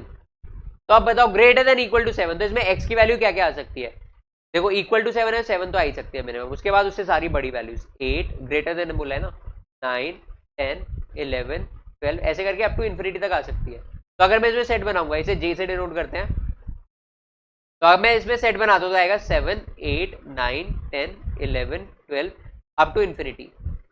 अब अगर इसे मैं u से माइनस करता हूँ, j डैश निकालना है तो u से माइनस करना पड़ेगा। यूनिवर्सल सेट क्या है, 1 से लेकर प्लस इन्फिनिटी तक जितने भी आ रहे हैं, और j क्या है 7 से लेकर प्लस इन्फिनिटी तक। तो माइनस करता हूँ इसे मैं, क्या क्या आएगा, 1 से लेकर 6 तक सारे नंबर आ जाएंगे, 1 to 6, तो 1 2 3 4 5 एंड 6, ये आ जाएगा इसका आंसर बेटा, ये आंसर आ गया, ठीक है, j डैश आ गया। उसके बाद 11th प्रॉब्लम, ये लास्ट प्रॉब्लम है इस क्वेश्चन की। x is such that x belongs to capital N and 2x plus 1 is greater than 10, ठीक है, 2x plus 1 is greater than 10। तो आप इसमें अगर सॉल्व करोगे तो क्या आएगा, बेसिकली ये इसमें आपको सेट बिल्डर फॉर्म में दिया है, तो पहले इसे रोस्टर फॉर्म में कन्वर्ट कर लेते हैं। JK रोस्टर फॉर्म में डेटा थोड़ा इजी लगता है ना, उसे मैनिपुलेट करना थोड़ा इजी है। तो बेसिकली ये क्या है, x की वैल्यू सारी नेचुरल नंबर है 1 से लेकर प्लस इन्फिनिटी तक, 1 2 3 4 अप टू सो ऑन, जहां तक जा रहे हैं। उसके बाद नेक्स्ट कंडीशन क्या दिया ये, तो पहले इसे सॉल्व कर लेते हैं। तो 2x प्लस 1 ग्रेटर देन 10। अगर आपको सॉल्व करना नहीं आता तो आपके लिए एक डेडिकेटेड चैप्टर है, वो आप पढ़ोगे आगे। अभी के लिए मैं बता दूं, जैसे हम इक्वेशन को सॉल्व करते हैं ना, वैसे ही इसे इनइक्वालिटी बोला जाता है, इसको भी वैसे ही सॉल्व करना होता है। बाकी एक दो प्रॉपर्टीज और होती है, वो आप डीप में वहां पढ़ोगे, यहाँ बेसिक चीज है। तो 1 को उधर भेज दो, -1 हो जाएगा, 2x ग्रेटर देन, जैसा इक्वल टू होता है वैसे ही यहाँ पे -1, तो 2x ग्रेटर देन क्या आ जाएगा 9। उसके बाद 2 को वहां डिवाइड कर दो, यहाँ से यहाँ भेजोगे तो डिवाइड हो जाएगा, तो यहाँ पे 9/2, तो क्या आ जाएगा, x इज ग्रेटर देन 4.5। अब अगर x की वैल्यू 4.5 से बड़ी है, और दूसरी कंडीशन क्या है, x एक नेचुरल नंबर है, x एक नेचुरल नंबर है, मतलब 1 2 3 ऐसे करके, तो 4.5 से बड़ी है, तो इसकी लीस्ट वैल्यू क्या आनी चाहिए, 5 then 6 then 7 then 8 9 10 11 and so on. अब बताओ इसका अगर मैं कॉम्प्लीमेंट लेता हूं k का, तो क्या आएगा, अगेन ये आएगा 1 2 3, यूनिवर्सल सेट से माइनस कर दो 1 2 3 4, ठीक है। समझ आ गया क्वेश्चन, काफी बड़ा क्वेश्चन था, इसमें टोटल 11 पार्ट्स थे, हमने सारे पार्ट सॉल्व कर लिए। कोई डाउट है बेटा, ठीक है। अब क्या करते हैं बेटा, अब करते हैं फोर्थ क्वेश्चन। फोर्थ क्वेश्चन में क्या लिखा है, यूनिवर्सल सेट आपको दिया हुआ है 1 2 3 4 5 6 7 8 9 7 8 9 यहां तक दिया है आपको। अब ए क्या दिया गया है बेटा, ए दिया गया है 2 4 6 8, उसके बाद बी क्या दिया गया बेटा, बी दिया गया है 2 3 5 7। ठीक है, आपको क्या वेरीफाई करना है, आपको वेरीफाई करना है डी मॉर्गन्स लॉस। क्या है, फर्स्ट लॉ है ए यूनियन बी का कॉम्प्लीमेंट इक्वल्स ए का कॉम्प्लीमेंट इंटरसेक्शन बी का कॉम्प्लीमेंट। सेकंड लॉ क्या है बेटा, सेकंड लॉ है ए इंटरसेक्शन बी का complement equals A dash union B dash. ये दोनों आपको वेरीफाई करने हैं इसकी हेल्प से। तो बेसिकली आपको क्या करना है, दोनों पार्ट्स के अंदर इंडिविजुअली एलएचएस सॉल्व करना है, आरएचएस सॉल्व करना है, और लास्ट में चेक करना है whether LHS is equal to RHS और नॉट, ये पता लगाना है आपको बस। तो करते हैं बेटा, तो सबसे पहले हम क्या करते हैं, एलएचएस फर्स्ट वाले पार्ट में एलएचएस सॉल्व करते हैं। एलएचएस क्या है, ए यूनियन बी डैश, तो ए यूनियन बी पहले निकालते हैं। ए यूनियन बी मतलब 2 3 4 दोनों कंबाइन कर दो, 5 6 7 8। अब इसका कॉम्प्लीमेंट तो क्या आएगा, यूनिवर्सल सेट से माइनस कर दो, 1 और 9 आएगा, बस 1 और 9 ही आएगा ना। ठीक है, उसके बाद आरएचएस, आरएचएस आप सॉल्व करो। आरएचएस के लिए ए डैश इंटरसेक्शन बी डैश, ए डैश निकालो, क्या आएगा 1 2 नहीं आएगा, 3 4 नहीं आएगा, 5 6 नहीं आएगा, 7 8 नहीं आएगा, 9।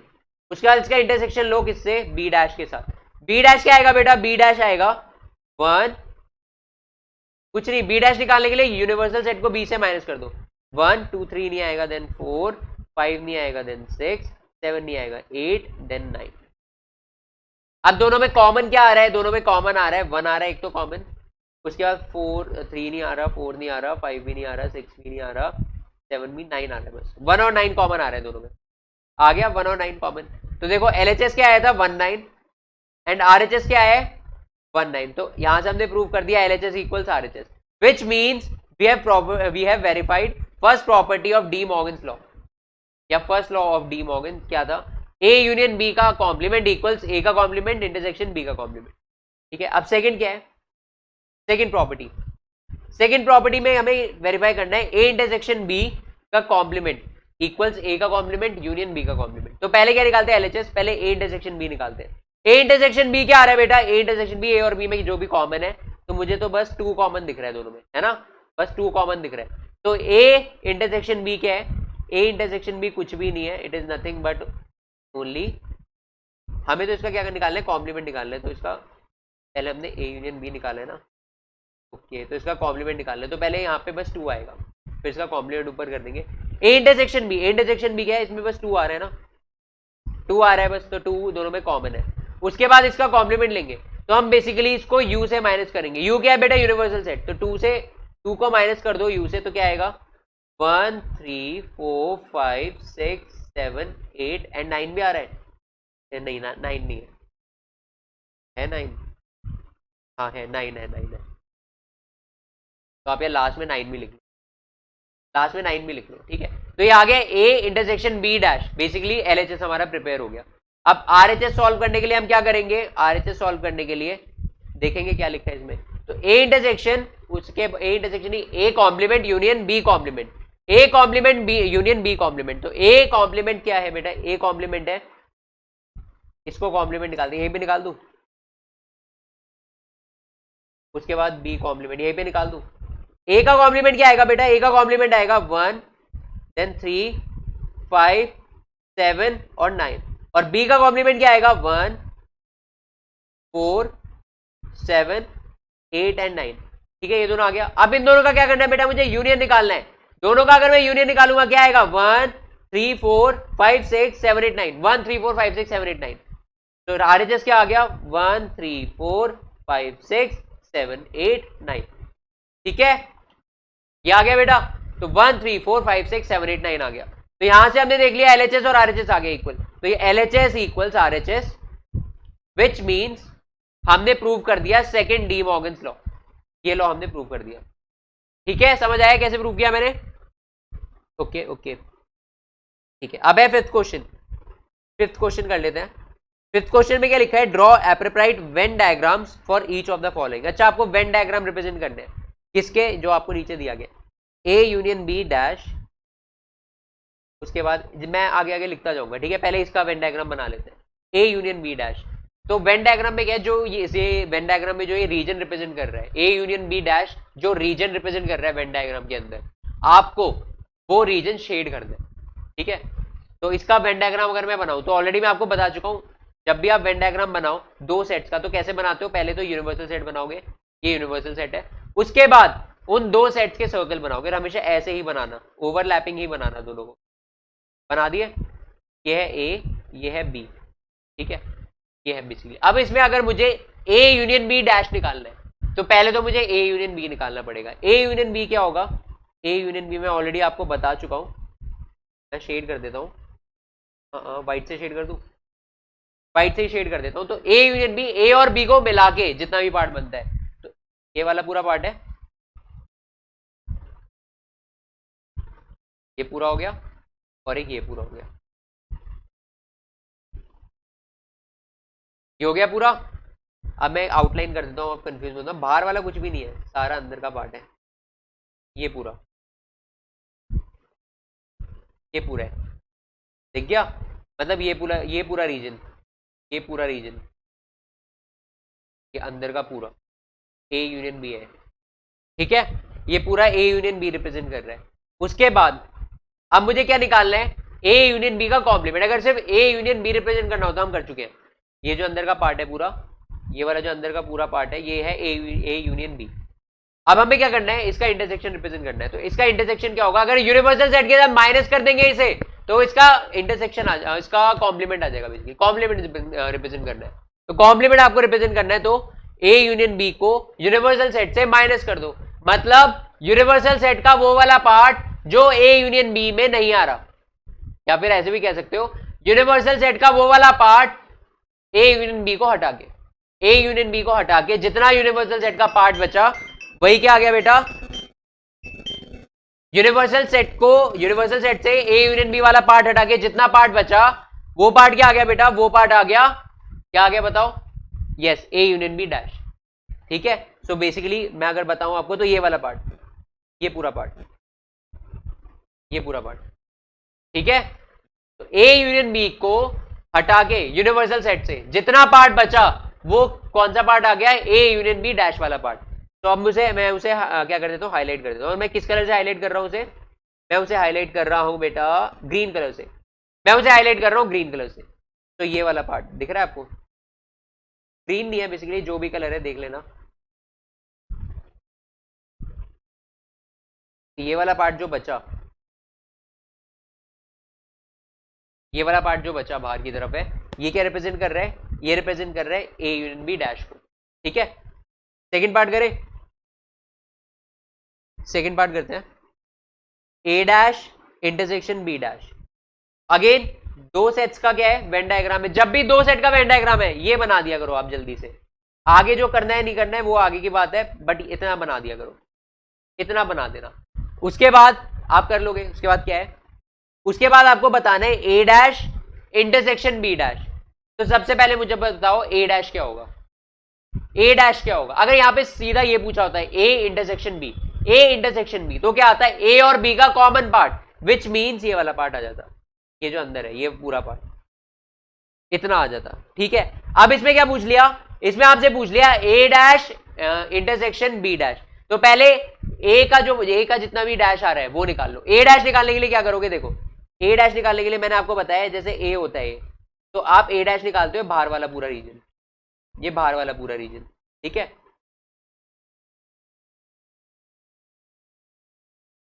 अब ए डैश करने के लिए अगेन यहां पे सेम करोगे, बी को इग्नोर कर दो, बी को थोड़ी देर के लिए इग्नोर कर दो, ठीक है। बी को इग्नोर करोगे क्या क्या आ जाएगा रीजन, देखो ये पूरा आ गया, ए को छोड़ के सारा,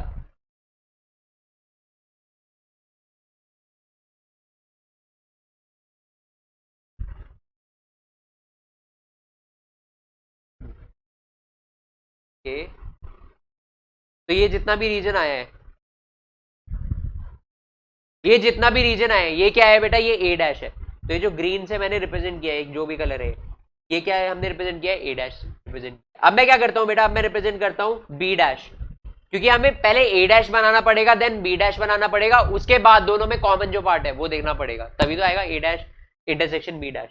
अब बी डैश किससे रिप्रेजेंट करता हूं मैं, इस रेड कलर से रिप्रेजेंट करता हूं बी डैश। तो रेड कलर से मैं रिप्रेजेंट क्या कर रहा हूं बेटा, इससे रिप्रेजेंट कर रहा हूं बी डैश। तो कर लेते हैं इससे, तो बी डैश अगर मुझे निकालना है, तो बी को हटा के जितना पार्ट बचा, ये पूरा बचा,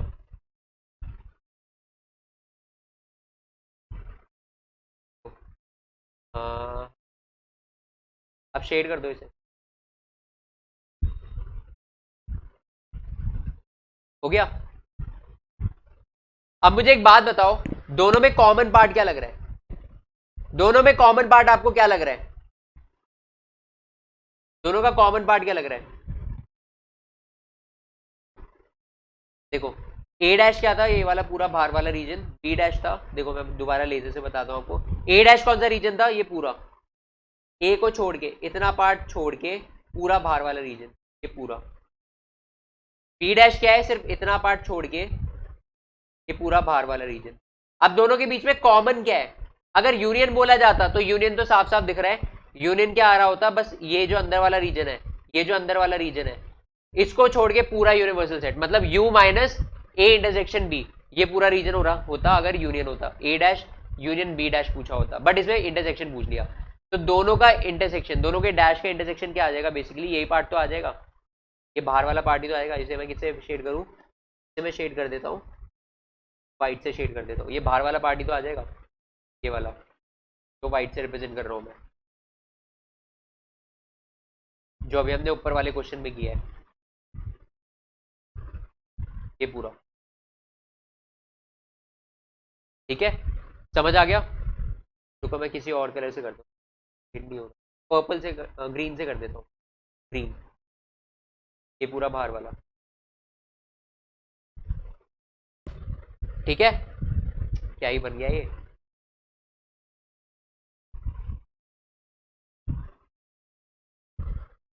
समझ गए ना आप? ठीक है, यहाँ से हमने बेसिकली, मैं ऐसा क्यों कह सकूँगा, अब हमने यहाँ पे देखा होगा साफ साफ, जो रीजन इसमें आ रहा है आंसर, इसमें हमने रिप्रेजेंट किया है, वही ये रिप्रेजेंट कर रहा है ना, वही ये रिप्रेजेंट कर रहा है ना।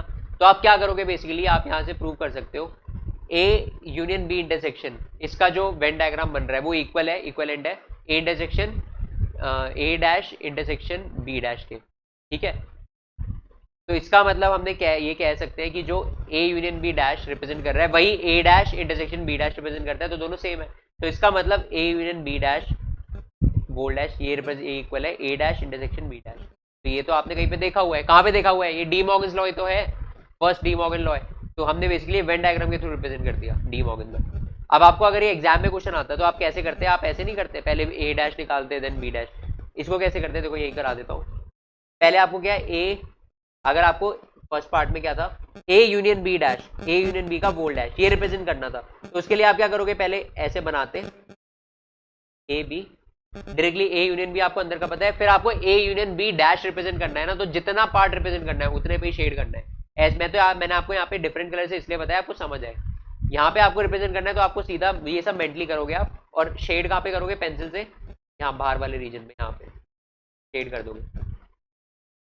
ठीक है, उसके बाद आपको ए डैश, सेकेंड पार्ट क्या है, A dash intersection B dash ये रिप्रेजेंट करना है, तो ये सारा आप कैलकुलेशन मेंटली करोगे, और अगेन इसमें बाहर वाला रीजन ही शेड करोगे। ठीक है, बस ये करना होता है, इन्हें अंदर वालों को खाली छोड़ो, क्योंकि आप इसमें रिप्रेजेंट क्या कर रहे हो? आप ये पार्ट ही रिप्रेजेंट कर रहे हो बस, बाकी पार्ट तो मैंने समझाने के लिए आपको अलग डिफरेंट कलर से शेड किया है। एग्जाम में आप ऐसा नहीं करोगे, एग्जाम में कहीं चार चार पेन लेके चले गए, चार चार अलग अलग कलर से शेड करने लग रहे, नहीं, उसमें ऐसे रिप्रेजेंट करना है, बस पेंसिल से शेड कर देना है। ठीक है, अब है third part, A intersection B dash, A intersection B dash represent करना है। अगेन दो सेट दिख गए ना, तो ये बना दो ए और बी। अब ए इंटरसेक्शन बी क्या होता है? ए इंटरसेक्शन बी सबको पता है, ये होता है, ये वाला रीजन होता है, बीच वाला रीजन होता है, दोनों के बीच में जो कॉमन पार्ट है।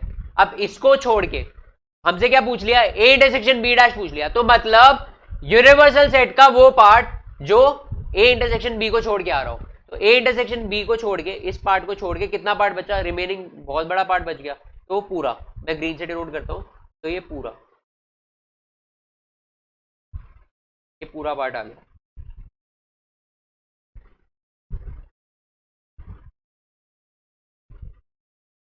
ये पूरा शेड कर देना, ये क्या रिप्रेजेंट कर रहा है?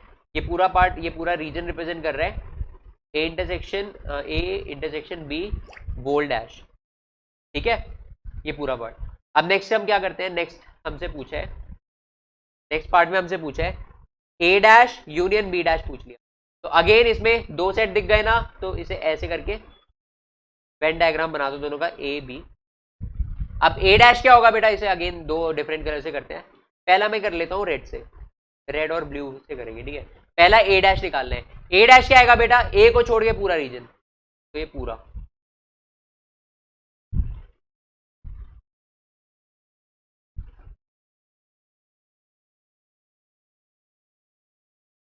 ये पूरा रीजन, ठीक है। उसके बाद सेकंड पार्ट क्या आएगा, बी डैश। बी डैश में रिप्रेजेंट कर रहा हूँ ब्लू से, ब्लू से रिप्रेजेंट कर रहा हूँ बी डैश, तो बी को छोड़ के पूरा, बी को छोड़ के पूरा, दैट इज ये पूरा रीजन। एग्जाम में रंगोली मत खेलने लग जाना, ठीक है, आ गया। तो अब इसमें क्या बचा, दोनों का यूनियन हमें बताना है। दोनों का यूनियन मतलब दोनों के जितने भी शेडेड रीजन है सबको मिला दो, सबको कंबाइन कर दो, तो जितना पार्ट शेड हुआ है ना वही हमारा आंसर होना चाहिए, ठीक है। एग्जाम में आप क्या करो, एग्जाम में जितने भी पार्ट हमने शेड किए हैं ना सबको एक ही कलर से शेड कर देना, ठीक है। तो ये क्या आ गया, बेसिकली जितना भी शेडेड पार्ट है वो सारा हमारा आ गया, जितना भी शेडेड पार्ट है ये पूरा, बस इंटरसेक्शन वाले पार्ट को छोड़ के सारा शेड हो गया ना। तो ये पूरा क्या रिप्रेजेंट कर रहा है, ये रिप्रेजेंट कर रहा है A dash union B dash. तो यहां से आप साफ साफ देख सकते हो दोनों सेम है, ये सेम है और ये भी सेम है शेडेड रीजन के टर्म में, which means A intersection B का dash equals A dash union B dash, ठीक है। ऐसे यहां पे भी है। अब इसे एग्जाम में कैसे करते हैं, एग्जाम में सीधा बनाओ एक सर्कल, दूसरा सर्कल, ये ए है, ये बी है और ये यूनिवर्सल सेट है, और इस पूरे को शेड कर देना पेंसिल से, इसको छोड़ के। ऐसे ही सेम इसमें करना, सेम इसमें करना, ऐसे रंगोली मत खेलने लग जाना 2-3 कलर से, ठीक है। क्वेश्चन नंबर 6 क्या लिखा है, क्वेश्चन नंबर 6 लिखा है let U be the set of all triangles in a plane. U एक सेट है of all triangles, set of triangles in a plane. एक प्लेन में जितने भी पॉसिबल ट्राइंगल होते हैं, ट्राइंगल 3 टाइप के होते हैं, आइसोस्केलस, स्केलिन एंड इक्विलेटरल। तो तीनों टाइप के जितने भी ट्राइंगल यूनिवर्स में पॉसिबल है सारे, सबका एक सेट बना लिया, ठीक है। उसके बाद if A is the set of triangle with at least one angle different from 60 degree. A क्या है, ए है set of triangles with at least one angle different from 60 degree, ठीक है। तो इसका मतलब देखो, यू तो सेट है of all the possible triangle in universe, ठीक है। ए क्या सेट है, एक ऐसा सेट है जिसमें सारे ट्राइंगल, जितने भी ट्राइंगल पॉसिबल है उनमें से एटलीस्ट, जितने भी ट्राइंगल पॉसिबल है उनमें एटलीस्ट एक एंगल 60 से डिफरेंट है।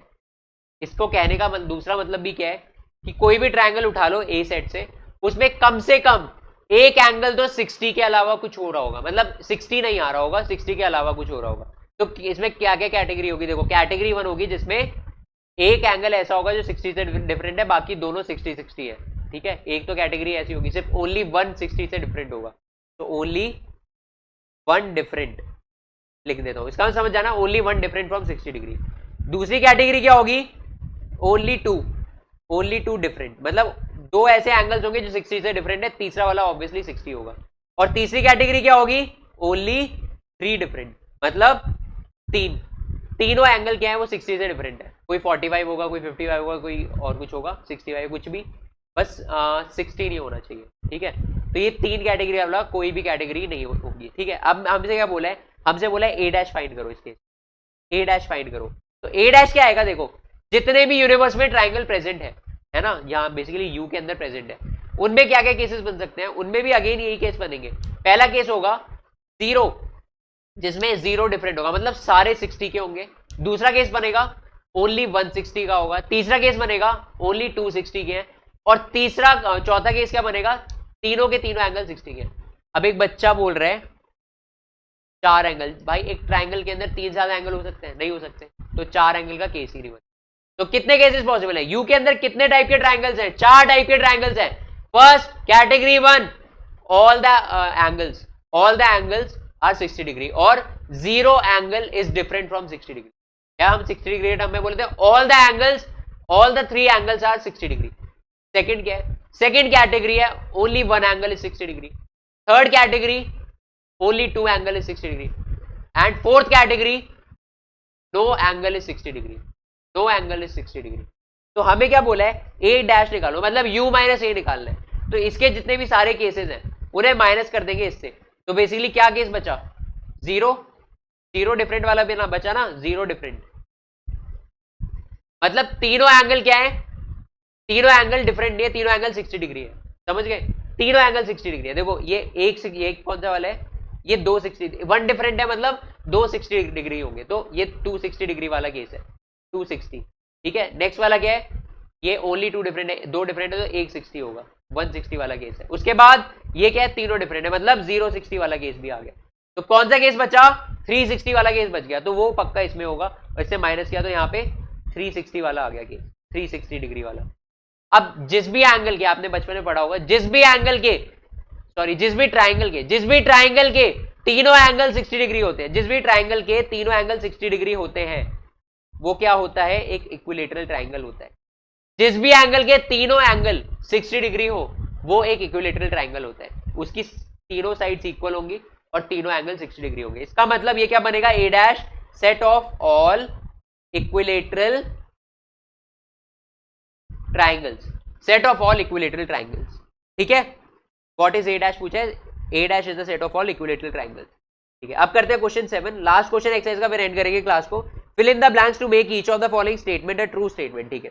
तो फर्स्ट पार्ट क्या दिया है, फर्स्ट पार्ट दिया है ए यूनियन ए डैश, तो ए यूनियन ए डैश क्या आएगा बेटा, ए को उसके कॉम्प्लीमेंट के साथ कंबाइन कर दो। अगर इसे वेन डायग्राम के थ्रू देखें, सब एक वेन डायग्राम बना लेते हैं, तो ये एक सेट का वेन डायग्राम ऐसे ही बनता है, और ये यूनिवर्सल सेट है। तो इसके अंदर ए क्या रिप्रेजेंट कर रहा है, ए तो ये वाला रीजन रिप्रेजेंट कर रहा है, और ए डैश क्या रिप्रेजेंट कर रहा है, ए डैश ये बाहर वाला रीजन रिप्रेजेंट कर रहा है।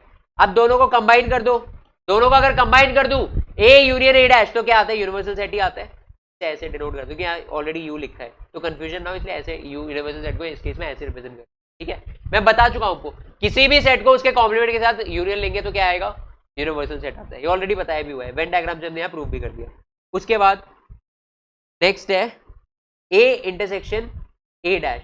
अब बताओ, किसी भी सेट को उसके कॉम्प्लीमेंट के साथ उसका इंटरसेक्शन लेते हैं, किसी भी सेट का उसके कॉम्प्लीमेंट के साथ इंटरसेक्शन लेते हैं, क्या आता है, क्या आता है बताओ। देखो इसमें, देखो ये इसमें कलर कर देते हैं, अंदर वाला व्हाइट रहने दो, बाहर वाला रेड कर देते हैं, ये बाहर वाला रीजन रेड से रिप्रेजेंट हो रहा है।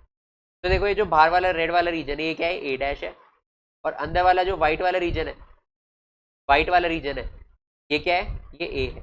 अब इसमें दोनों का क्या पूछा, इंटरसेक्शन, दोनों में कुछ कॉमन दिख रहा है आपको, ऑब्वियसली कुछ कॉमन नहीं है, मतलब ए intersection A dash, A intersection A dash, so A intersection A dash क्या आता है, 5, और ये दोनों प्रॉपर्टीज है, ये प्रॉपर्टीज की तरह याद ही कर लो। तो अगर किसी भी सेट को उसके कॉम्प्लीमेंट के साथ यूनियन लेते हैं तो यूनिवर्सल सेट आता है, क्या ये हमने पढ़ा है ना, मैंने आपको प्रॉपर्टी बताई थी। नेक्स्ट क्या होता है, किसी भी सेट को उसके कॉम्प्लीमेंट के साथ इंटरसेक्शन लेते हैं तो क्या आता है, 5 आता है, नथिंग इज कॉमन, ठीक है। उसके बाद थर्ड प्रॉब्लम, इसमें क्या बोला है, 5 डैश यूनियन ए। अब 5 dash union A, 5 dash union A के अंदर 5 डैश क्या होगा, प्रॉपर्टी पड़ी हुई है, 5 डैश मतलब 5 का कॉम्प्लीमेंट, 5 को यूनिवर्सल सेट के साथ माइनस करेंगे, क्या आता है, यूनिवर्सल सेट आएगा, ऑब्वियसली यूनिवर्सल सेट का यूनियन लेना है ए के साथ। अब बताओ, अगर किसी भी सेट का उसके सबसेट के साथ, यूनिवर्सल सेट तो सबका सुपर सेट है, तो ए क्या है, इसका सबसेट ही है, किसी भी सेट को उसके सबसेट के साथ उसका यूनियन लेते हैं तो क्या आता है, सुपर सेट ही आता है, तो इसका आंसर यूनिवर्सल सेट ही आ जाएगा, ठीक है। उसके बाद फोर्थ पार्ट के अंदर यूनिवर्सल सेट का कॉम्प्लीमेंट इंटरसेक्शन है, यूनिवर्सल सेट का कॉम्प्लीमेंट क्या आएगा बताओ, ये प्रॉपर्टी मैंने पढ़ाई थी आपको, law of phi and U था ना, तो फाई का कॉम्प्लीमेंट क्या था, यू था, यूनिवर्सल सेट था, यूनिवर्सल सेट का कॉम्प्लीमेंट क्या था, फाई था। तो अगर हम यूनिवर्सल सेट का कॉम्प्लीमेंट लेंगे तो क्या आएगा बेटा, फाई आएगा। अब फाई का इंटरसेक्शन ए के साथ लो, फाई का इंटरसेक्शन ए के साथ, बताने की जरूरत है, ऑब्वियसली फाई आएगा। मैंने बताया था ना आपको, अगर फाई का किसी के साथ भी इंटरसेक्शन लेते हो तो क्या आता है, किसी भी सेट के साथ फाई का इंटरसेक्शन लोगे तो फाई आएगा, और किसी भी सेट का फाई के साथ यूनियन लोगे तो ऑब्वियसली वो सेट ही आ जाता है, ठीक है। तो इसका आंसर फाई है। तो इसी के साथ बेटा हमने एक्सरसाइज 1.5 भी कंप्लीटली फिनिश कर ली। नेक्स्ट वाली एक्सरसाइज में हम क्या करेंगे, 1.6, उसमें बहुत इंपॉर्टेंट क्वेश्चन है, प्रैक्टिकल क्वेश्चन होंगे वेन डायग्राम के, इसमें आप वेन डायग्राम हर प्रॉब्लम में बना रहे होंगे, ठीक है। तो उसके बाद हम वाइंड अप कर देंगे, मिसलिनियस एक्सरसाइज करेंगे उसके बाद, ठीक है। So today's class is over, और जितने भी मैंने क्वेश्चन करा दिए क्लास के अंदर और प्रैक्टिस शीट आपको प्रोवाइड करिए, उसके क्वेश्चन कर लेना। बाकी नेक्स्ट क्लास में मिलते हैं, बाय।